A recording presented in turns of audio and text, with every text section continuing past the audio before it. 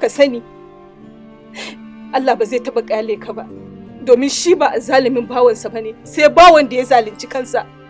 Domin Allah baya ɗaura bawa abin da ya fi ƙarfinsa, sai dai bawa ya ɗaura wa kansa. Na faɗa.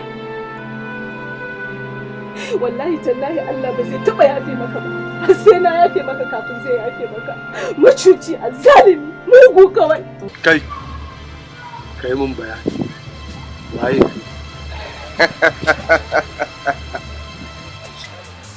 mai gida shanawa ne yace a kawo maka.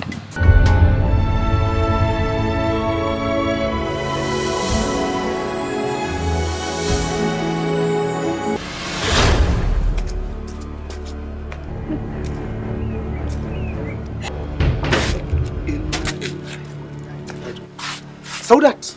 Yawa Hafiz, wanda da Allah ya kawo ka. Me ya faru? Na gode wa Allah da ya dawo da kai.